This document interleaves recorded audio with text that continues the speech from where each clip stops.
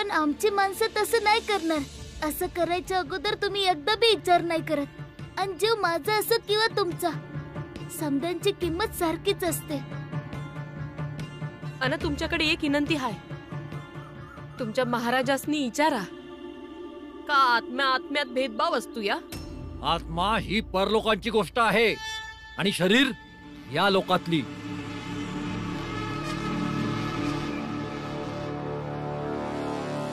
अजून एक गोष्ट, म्या इथं माझ्या आईचं दागिनं घ्यायला आलोय आणि म्या घेऊनच जाणार. ते तर म्या तुला नाही देणार. माझं दागिने मला द्या, नाहीतर आम्ही नाही जाणार.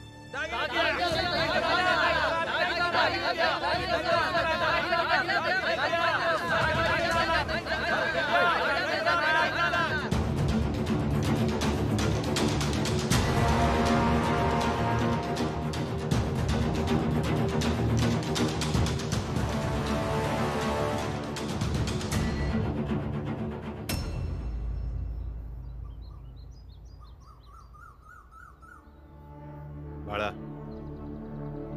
जसं महाराजाची सभा सुरू होईल त्याच यायला म्या त्याचा काटा काढेन. तू फक्त तुझ्या आई आणि भीमला सांभाळ, कारण जर त्यासनी हे माहीत पडलं तर ते आपल्याला हे काम कवाच करू नाही देणार. त्यामुळे तू जा, मी इथंच थांबतो. नाही, महाराजला मारायचं काम तुम्ही मला द्या, म्या मारणार महाराजला. नाही बाळा, महाराजला मारल्यावर माझा जीवनाचा शेवट होऊ शकतो आणि उरलेलं आयुष्य म्या जेलमध्ये सुद्धा जाऊ शकतो. पर तुझं अजून लय आयुष्य बाकी आहे. त्यामुळे म्या जेवढं बोलतो या तेवढंच तू कर. माझ्या डोक्यावर हात ठेवून तू वचन दे की जी बदल्याची आग आपल्या दोघांच्या अंगात भिनली आहे ती कवाच जुना द्यायची.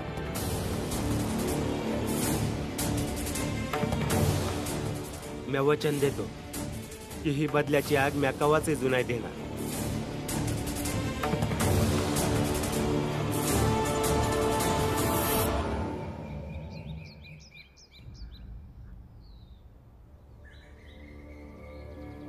शेठजी, रामजी आला.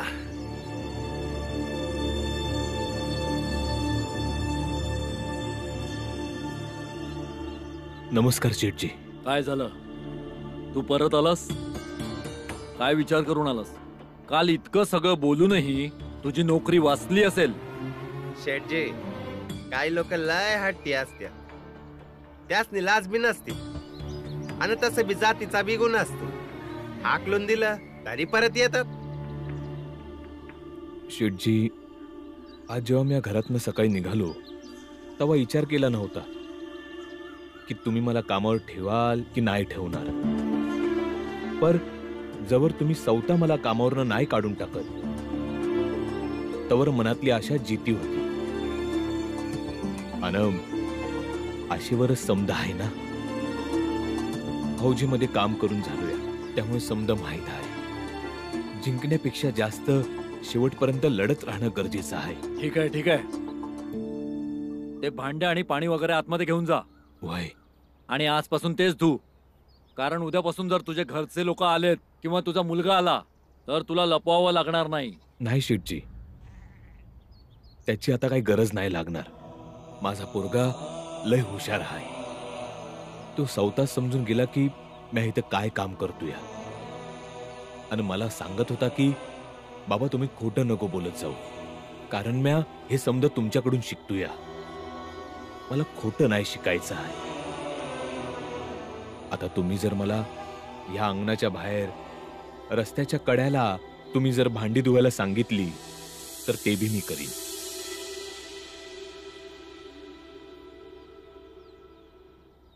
चांगलंय रामजी, तुझा पोरगा तुझ्याकडनं समजा काय शिकतोय. जरा साफसफाई बी शिकव. या अशा मोठ्या मोठ्या गोष्टी बोलून काय उपयोग नाही बघा. शेवटी त्याला भी भांडीच घासायचे आहेत ना. माफ करा, माझा पोरगा भीम काय करणार काय नाही करणार मला नाही माहित. पर तुम्ही ह्यो विचार करा की तुमचा पोरगा काहीतरी मोठं काम करेल.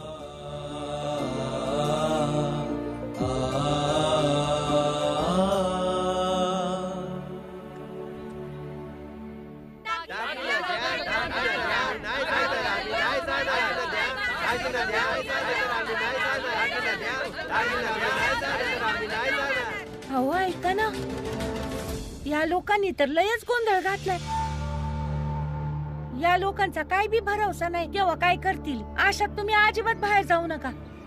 तुला काय वाटतं, मी या अस्पृश्य लोकांच्या दंग्याला भिवून घरात बसू काय? अहो, अगं काय नाही करू शकत हे लोक. तू इथं आरामात राहा आणि आपलं काम कर. मी बाजारात जाऊन येतो.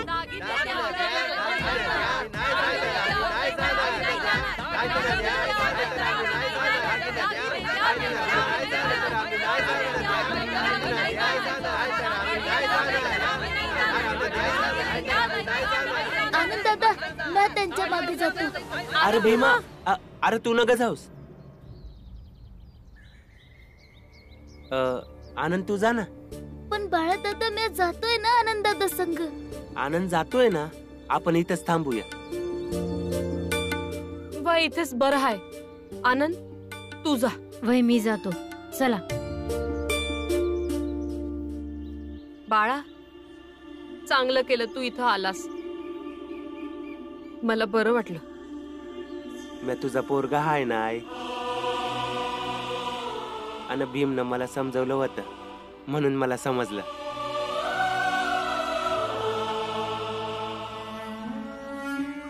पण आई, मंजुळा ताई. बाळा, त्याची काळजी घ्यायला घरी कोणीतरी पाहिजे ना, तर मंजुळा तिथंच थांबली आहे.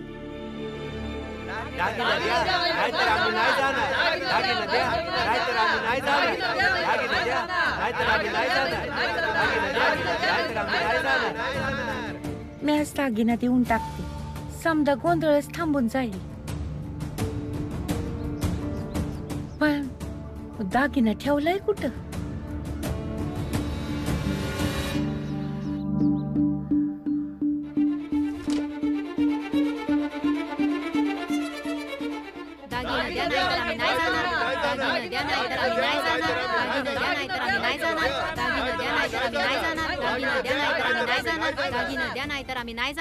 याचे नाटक करून तुझ्या आईचं दागिना परत मिळणार आहे का? मिळो नाही तर न मिळो, पर समध्यासनी माहित तर पडल की माझ्या आईचं दागिनं तुम्हीच घेतलं आहे. मग ठीक आहे, बसा असेच वर्णत. दागिना द्या नाही तर आम्ही नाही जाणार. महाराज, यो नाटक फक्त त्यांचं नाही, अजून भीमराव आणि त्याच्या समाजातील लोक त्याच्या घराच्या बाहेर उभी आहेत आणि तिथं बी घोषणा देत आहेत.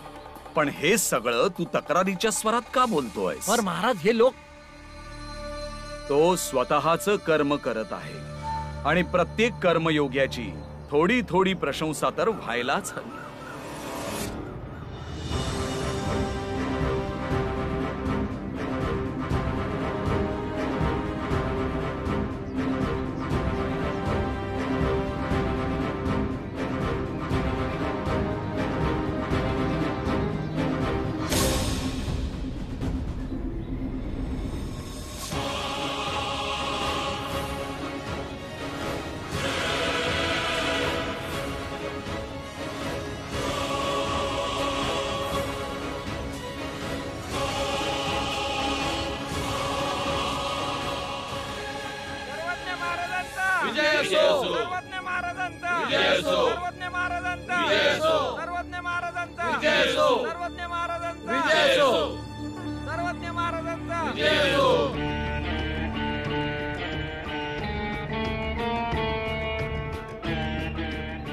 मनुष्याला नेहमी आपल्या क्रोधावर ताबा ठेवता आला पाहिजे, कारण क्रोध मनुष्याला सर्वात जास्त नुकसान पोहोचवतो.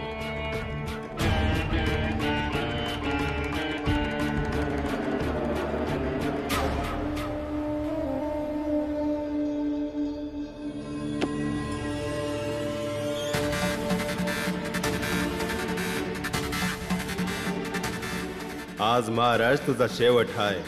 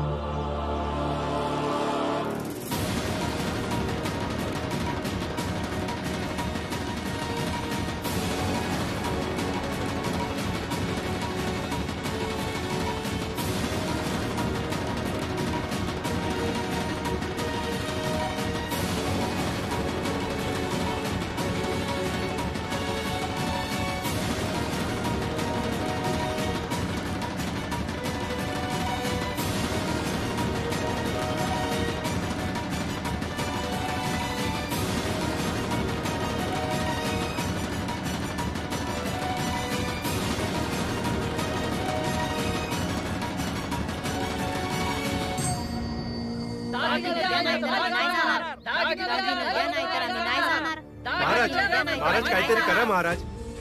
महाराज मी जिथे बी जातो ही माणसं माझा पाठलाग करत येत आहेत आणि समजा माणसाने सांगताय की मी याच्या आईचं दागिना घेतलंय. महाराज मला या लोकांनी येड लावलंय बघा. क्रोधाचा त्याग कर. आणि तसंही आपलं आजचं वचन देखील तेच आहे. यांच्या ओरडण्याने स्वतःला त्रास नको करून घेऊस. आणि हे तुला काही इजा तर पोहोचवत नाहीये. आणि आम्ही इजा करणार बी नाही महाराज, कारण आम्ही तुमच्या गत नाही.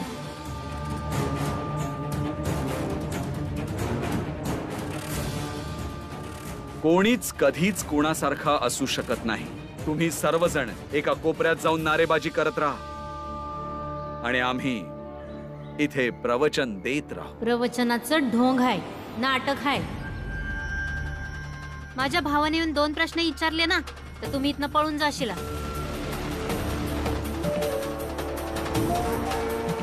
आनंद,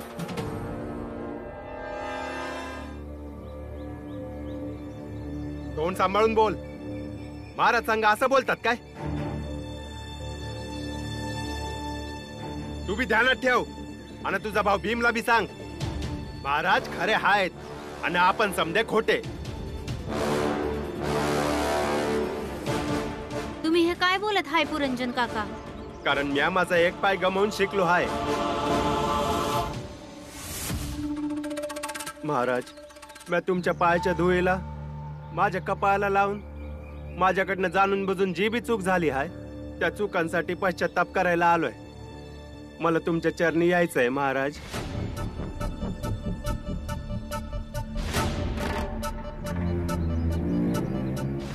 पुरंजन काका, तुम्ही काय बोलत आहे? बाबांचा मित्र असून तुम्ही असं बोलताय? कसली मैत्री? आमची मैत्री तुटली आहे. तुम्ही समधी क्रांती करा, मला नाही करायची क्रांती. अतिउत्तम, अतिउत्तम. तू लवकर इथे येऊन माझ्या चरणाची धूळ स्वतःच्या माथी लावून घे. ईश्वर तुला त्वरित माफ करेल. पुरंजन काका, नाही तुम्ही नाही जाणार. सोड मला. आता मी तेच करीन जी माझी मर्जी असेल.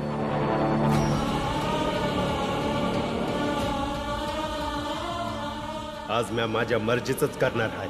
मारून टाकणार महाराज तुला. आज तुला कुणी बी नाही वाचवू शकणार. अहिंसेबद्दल बोलणारा रामजी आणि भीम बी नाही.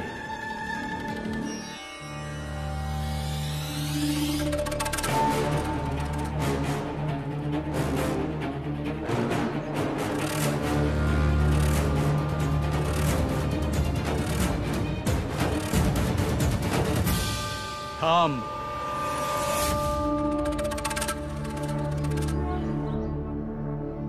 तू फक्त आमचा दोषी किंवा गुन्हेगार नाहीयेस. ईश्वर तुला तेव्हाच माफ करेल जेव्हा त्याने बनवलेल्या लोकांची तू माफी मागशील.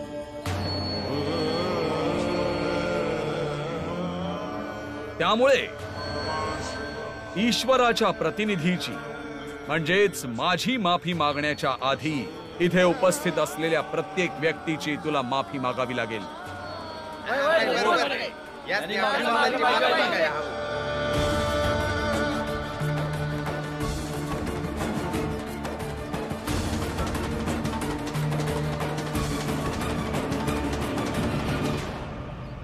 लंगड्या,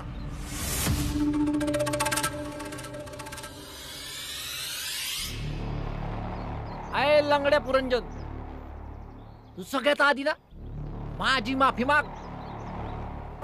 कारण मला बघूनच तुझ्या शरीरातलं रक्त लय सळसळत ना.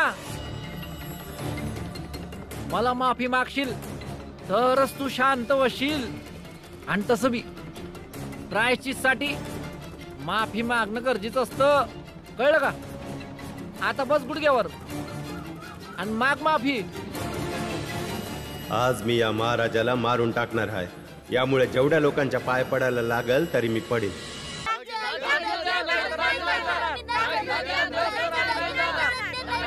भीम, आई, काय झालं आनंद दादा? भीम, ते पुरंजन काका महाराजांचं पाय पकडून माफी मागण्याच्या गोष्टी करत आहेत. अरे, ते तर हाणामारीच्या गोष्टी करत होते आणि आता माफी का मागताय? त्या लोकांनी आपल्या एका माणसाला मारलं ना, आपण त्यांच्या 10 माणसांनी मारायचं. हे काम आपण तोवर करायचं जोवर आपल्या जातीचा प्रत्येक माणूस हे जोवर करत नाही. मी जाऊन बघतो. थांब भीम. थांब भीमा. आनंद तू इथं थांब बाळा संग. मी आणि भीमा जाऊन बघतो. चल. ही समधी तिथं गेल्यावर तिकडे काय बी होऊ शकतं. मला काहीतरी केलं पाहिजे. नाही आई, तू नका जाऊस. तू अरे इथंच थांब. काय करतोयस तू? मी आणि भीम जातोय ना. पुरंजन काका असं कसं करू शकतात? चल भीम.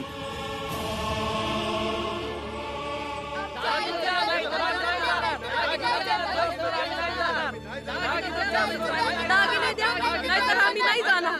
आहे पुरंजन, आता विचार कसला करतोस? बस की मागून घे माफी.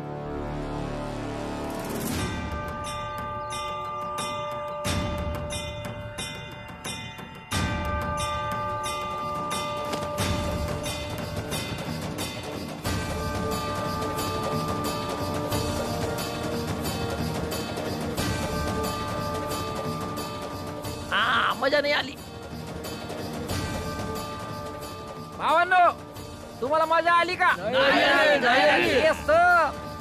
साष्टांग नमस्कार घाल की. खाली सरळ झोपून.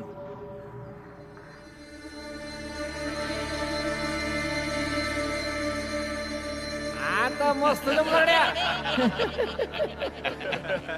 उठ की आता.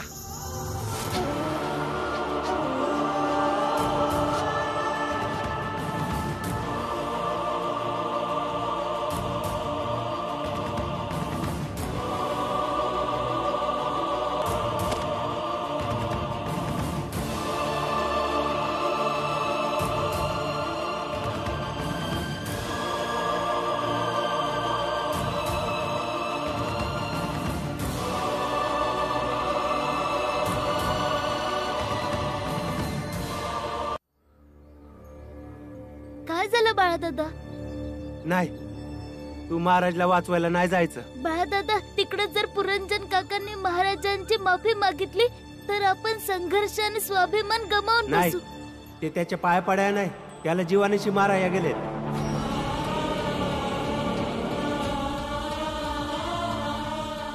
बाळा दादा, हे तू काय बोलतोयस? हे चुकीचं आहे. मी असं नाही होऊ देणार. नाही, आज तेच होणार जे म्या आणि पुरंजन काकाने ठरवलं आहे. बाळा दादा, सोड माझा हात. मला जाऊ दे. तू कुठं नाही जायचं. तू चलित ना. तू कुठं नाही जायचं. तू चलित ना. चल. ए थांब. महाराजापर्यंत पोहोचण्याच्या आधी बस आता फक्त एकटा मीच आहे ज्याच्या समोर तुला माफी मागायची आहे. चल, माफी माग.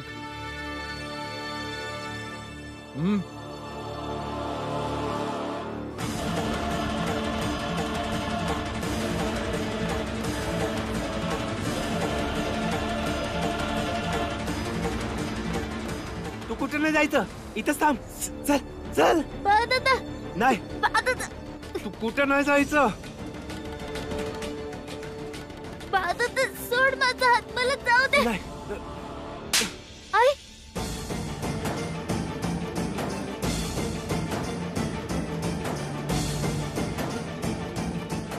जा. नाही आई, हे चुकीचं आहे. एका पोराची तू बाजू घेतेस आणि दुसऱ्याचा विरोध करतेस. आई, हा न्याय नव्ह.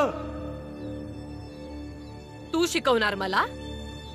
हा, हे बघ, न्याय आणि अन्याय, चूक आणि बरोबर यामध्ये फरक करताना मायेला पक्षपात करायला लागला ना तरी तो बरोबर असतो या, खरा असतो या. भीमा, तू जा.